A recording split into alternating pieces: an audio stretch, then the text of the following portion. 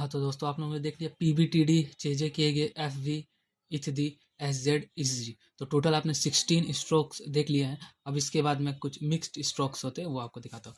देखिए जब भी एम का साउंड आएगा, जैसे मीट लिखा गया, सिम लिखा गया, मीटिंग लिखा गया, मोस्ट लिखा गया, तो ये सब में एम का साउंड आता है। तो एम कुछ इस तरह से लिखा जाता है।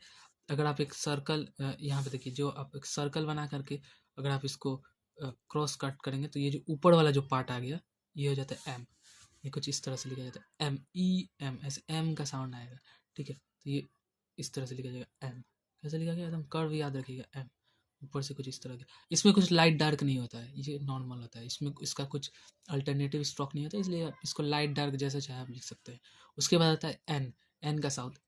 ठीक है, और इंग का साउंड, एन और इंग। अब देखिए एन का जैसे नोट हो गया, नेट हो गया, सीन हो गया, ठीक है, सेंटेंस हो गया, एन आ रहा है ना, ये एन का साउंड। ये एम का ठीक अपोजिट आप लिख देंगे। एम आपने ऐसे लिखा था, एन आप ऐसे लिख देंगे। और जब आप इसी एन को डार्क करके लिखेंगे तो ये हो जाता है इंग। इंग यानी कि जैसे गोइंग, डूइंग, डांसिंग, तो इंग आ रहा है ना, तो इंग नॉर्मली जो इंग होता है इंग। उसके बाद आप देखिए एल आता है, जैसे लॉन्ग, एल हो गया लॉन्ग। एल आपको पता है जैसे लाइट हो गया, टाइल हो गया, लेटर हो गया, तो एल आ रहा है। तो एल स्ट्रोक कुछ इस तरह से लिखा जाता है, नीचे से ऊपर की ओर इस तरह से।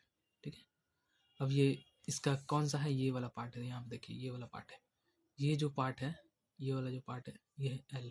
ठीक है, ऊपर से नीचे की ओर ये हो गया एल, नीचे से ऊपर की ओर। ठीक है, ऊपर से नीचे नहीं, नीचे से ऊपर की ओर। यहाँ पे देखिए ये एल। जो स्ट्रोक जिस डायरेक्शन में लिखा जा रहा है उसको उसी डायरेक्शन में लिखा जाता है। आप डायरेक्शन चेंज नहीं कर सकते। कुछ रूल्स होता है डायरेक्शन चेंज करने का, कुछ स्ट्रोक होता है चेंज, वो आपको बाद में सिखाया जाएगा, लेकिन बाकी सब स्ट्रोक सेम उसी का डायरेक्शन में लिखा जाता है। ठीक है, तो ये कुछ इस तरह से एल लिखा जाता है। अब जैसे आपने एल यहाँ से लिखा, अब इसी को जो अगर आप आगे बढ़ाते तो क्या होता है, ऐसे करके जाते, ऐसे कर देते, तो ये जो पार्ट हो गया ये हो गया आर। इसके बाद आता है आर। देखिए आर जो होता है वो दो होता है। आर जो होता है वो दो हो जाता है, एक हो जाता है रे और एक हो जाता है आर, ए और आर। ठीक है, जब आप रे लिखेंगे तो आप सिंपल एक स्ट्रेट नीचे से ऊपर के, आपने चे लिखा था आपको याद है, यहाँ पे देखिए आपने चे लिखा था, ये चे लिखा था ना, ये चे आपने ऊपर से नीचे की ओर लिखा था। लेकिन ये जो आर होता है ये थोड़ा सा चे से थोड़ा सा इस ओर जाता है, मतलब चे के जितना टिल्ट नहीं होता, हल्का सा टिल्ट होता है, और ये आर बन जाता है। इसको बोला जाता है अपवार्ड आर। इसको क्या बोला जाता है, इसको बोला जाता है अपवार्ड आर। ठीक है, इसको रे भी बुलाया जाता है। ठीक है, अपवार्ड आर या फिर इसको रे भी बुलाया जाता है। तो ये नीचे से ऊपर की ओर लिया जाता है। कैसे नीचे से ऊपर की ओर, यहाँ पे देखिए कुछ इस तरह से, ये हो गया रे या फिर आर, जो भी आप बोल सकते हैं। ये हो गया नीचे से ऊपर की ओर। उसके बाद आता है एल। आपने कैसे लिखा था, देखिए एल आपने ऐसे लिखा था। अब ठीक इसका इसको समझ लीजिए एक तरह से आपने आगे बढ़ा दिया, तो ये हो गया आर। अगर मैं आपको यहाँ पे दिखाऊँ तो ये देखिए ये जो पार्ट है, ये वाला जो पार्ट है ये हो गया आर। ठीक है, ये ऊपर से नीचे की ओर आपको लिखना पड़ेगा आर। ठीक है, ये ऊपर से नीचे की ओर लिखना पड़ेगा आर। ठीक है, ऊपर से नीचे की ओर लिखना पड़ेगा आर। ठीक है, तो इस तरह से आर लिखेंगे।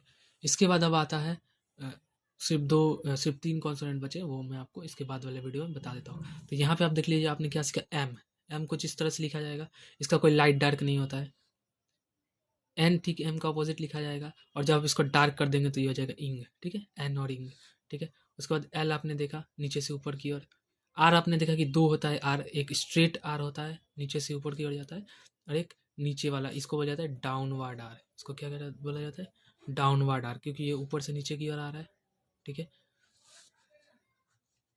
एक आर ऊपर की ओर गया तो इसको बोला जाता है अपवर्ड आर, एक आर नीचे की ओर आया इसको बोला जाता है डाउनवर्ड आर।